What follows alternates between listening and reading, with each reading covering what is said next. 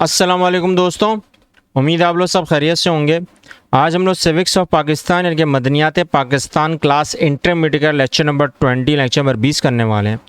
और जो आज का टॉपिक यानी कि उन्वान होगा वो क्रिप्स मिशन है 1942, यानी कि क्रिप्स मिशन जो 1942 में जो ये एक बहुत बड़ा मिशन हुआ क्रिप्स की तरफ से, उसको हम आज डिस्कस करेंगे। और ये क्यों हुआ, इसके क्या इम्पेक्ट था, इसके असरात थे।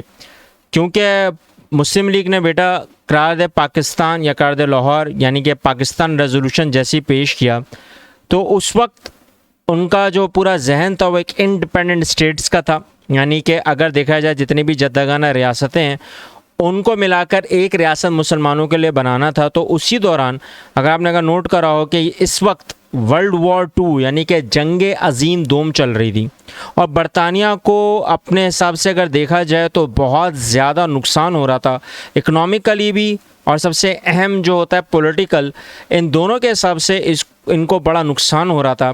तो उसी दौरान क्रिप्स मिशन बड़े सगीर में आए, और क्यों हुआ, किस लिए हुआ, इसको हम डिस्कस करेंगे।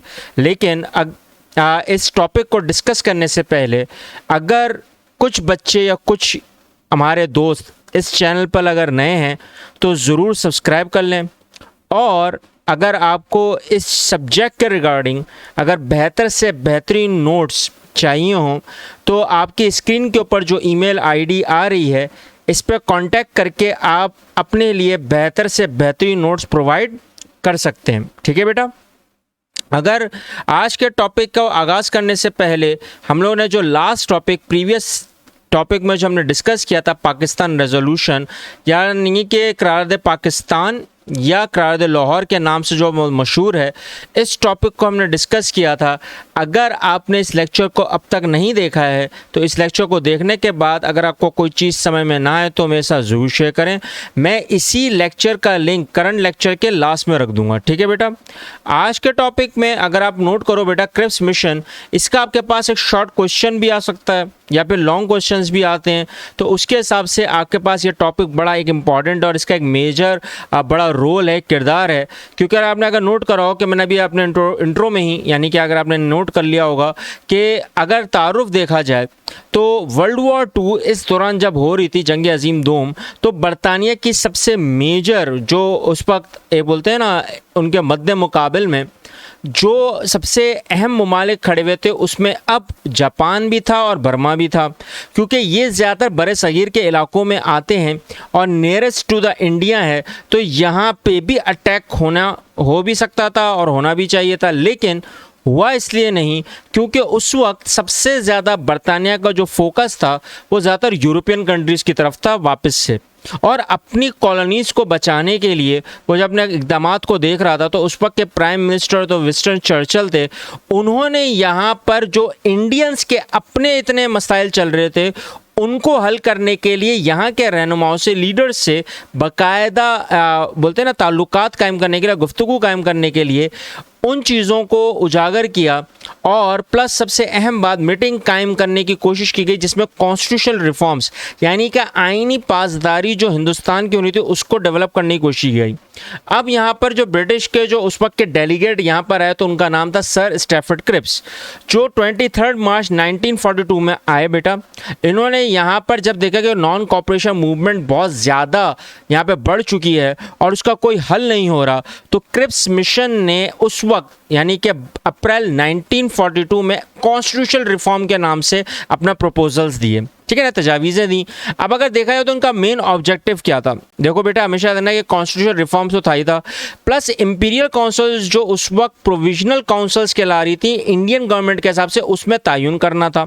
और जितने भी कमर्शियल एग्रीमेंट्स थे पॉलिटिकल सपोर्ट के लिहाज से जो वर्ल्ड वॉर 2 में उनको ज़रूरत पड़ रही थी बेटा, उसको भी सबसे ज़्यादा अहमियत का हामिल समझा जा रहा था। अब ये 3 मेजर पॉइंट्स थे। अगर देखा जाए तो इसकी अगर नुमाया खसूसियात में अगर नोट करें हम लोग क्रिप्स मिशन के, तो जितने भी उस वक्त के रियासतें या सूबों को इख्तियार दिया जाएगा आइन बनाने का, प्लस ब्रिटिश गवर्नमेंट का जितना भी कंट्रोल होगा डिफेंस के ऊपर वो हमेशा कायम रहेगा।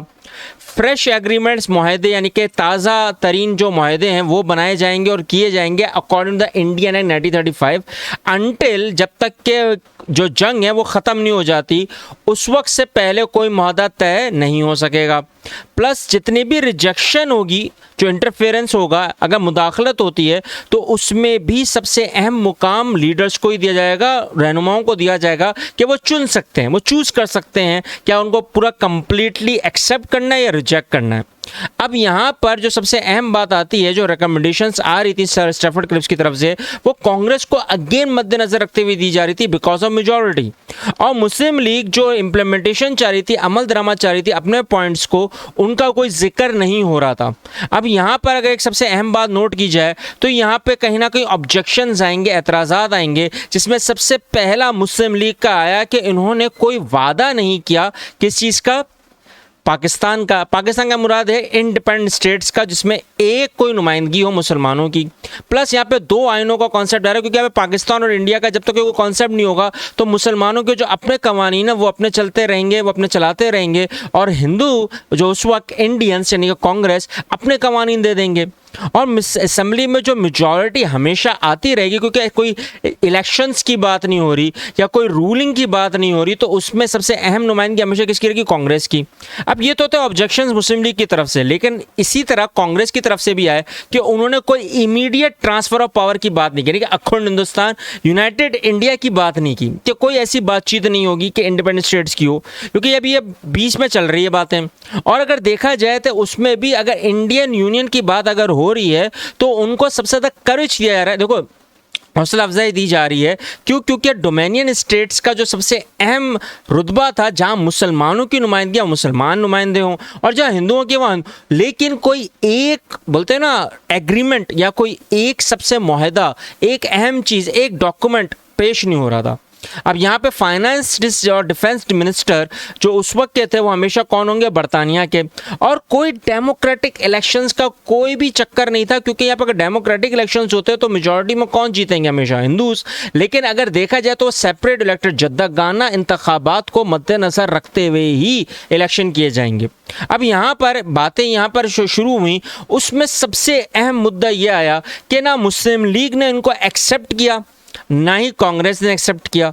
तो फिर क्या हुआ होगा? देखो बेटा, एक हमेशा बात याद रखना कि कहीं ना कहीं जब कांग्रेस को ये लगना शुरू हो जाएगा कि बरतानिया जब डगमगा रही है अपनी चीज़ों को करते हुए, तो कहीं ना कहीं अब हिंदुओं के भी राइट्स खत्म होना शुरू हो जाएंगे। तो इसके बाद जो तहरीक शुरू हुई थी वो कौन सी थी? क्विट इंडिया मूवमेंट, हिंदुस्तान छोड़ दो तहरीक।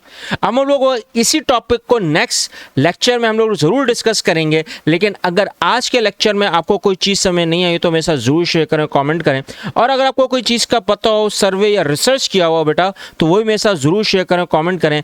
इस चैनल को ज़रूर सब्सक्राइब करके उन बच्चों, उन लोगों तक पहुंचाएं जो लाइल्म हैं। मिलते हैं नेक्स्ट लेक्चर में। अल्लाह हाफिज़।